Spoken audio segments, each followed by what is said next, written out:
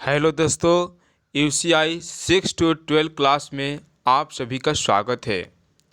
इस चैनल का उद्देश्य मेरे सभी स्टूडेंट बालकों को अपने स्कूल में होने वाले प्रतियोगिता में सफल दिलाना, अपने एग्ज़ाम में सफल दिलाना होता है।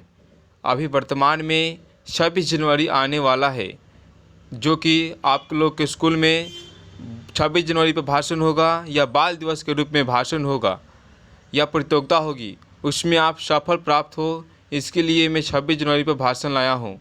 एक वीडियो जो इस चैनल पर आप सभी को भेज दिया गया है, कृपया उसको भी देख लीजिएगा। ये सेकंड वीडियो है।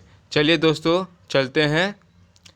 परम आदरणीय सभा अध्यक्ष महोदय एवं तमाम दूर दराज से आए मेरे बुजुर्गों एवं मेरे नौजवान साथियों, आज बहुत हर्ष की बात है कि मुझे बाल मेला या 26 जनवरी के पुनीत अवसर पर राजकीय मध्य विद्यालय अर्थात अपने स्कूल का नाम बोल दीजिएगा, प्रांगण में कुछ कहने और सुनने का मौका मिला है।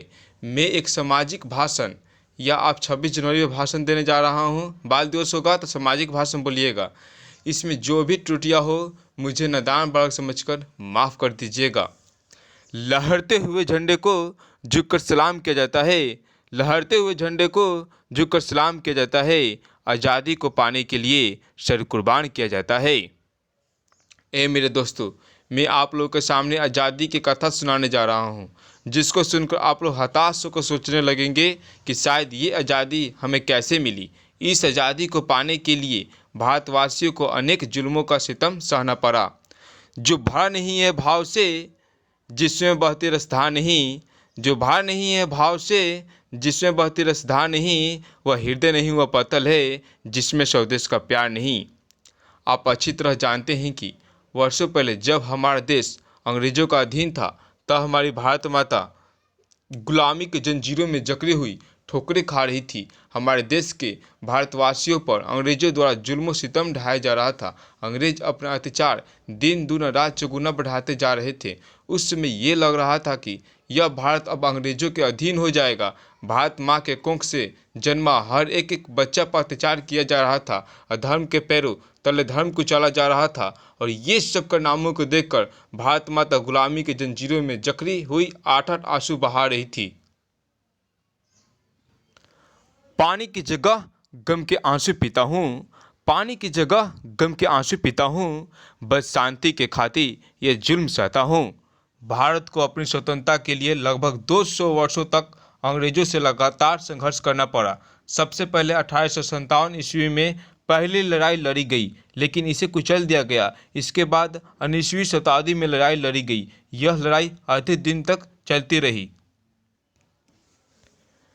मेरे दोस्तों, इस जंग का इतिहास इतना बड़ा है कि हम सोच भी नहीं सकते। मेरे प्रियजनों, इस संग्राम के तहत कितने माँ बेटे से बिछड़ गए, कितने भाई भाई से बिछड़ गए। इतना ही नहीं, इस तूफान में कितनी माताओं के मांग उजड़ गए, कितनी बहन सुहागन होने से पहले अभागन बन गई। आंसू बहाते बहाते अपनी यादों में जी जल गई, तब जाकर ये आज़ादी हमें मिली। जो सूर्य बक्सर की लड़ाई के बाद अस्त हुआ, वह 15 अगस्त 1947 ईस्वी को फिर से हमेशा हमेशा के लिए उदित हो गया, और भारत माँ के पैरों में लगी बिरिया झनझनकार कर टूट गई।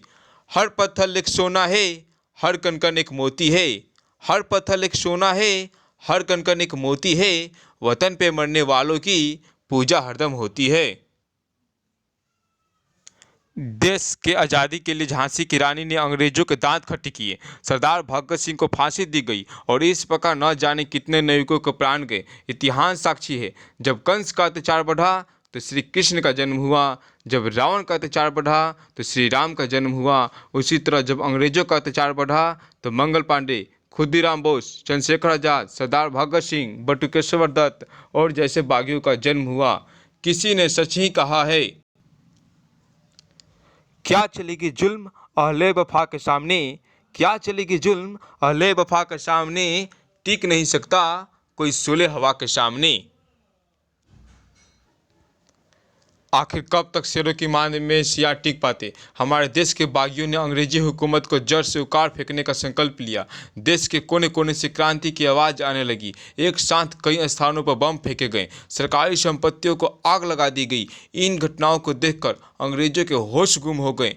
आखिरकार अंग्रेजों ने पीठ दिखाने में ही अपनी भलाई समझी और भारत माँ के आगे उनको घुटना टेकना पड़ा और 15 अगस्त 1947 ईस्वी को उन्हें भारत छोड़कर भागना पड़ा। इस तरह से 15 अगस्त 1947 को भारत स्वतंत्र हो गया।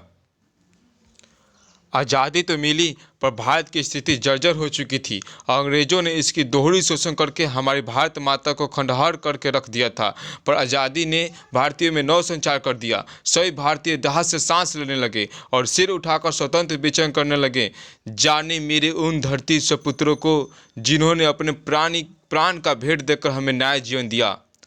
हर जमीन पर आकाश पैदा कर, हर कदम पर विश्वास पैदा कर, हर जमीन पर आकाश पैदा कर, हर कदम पर विश्वास पैदा कर।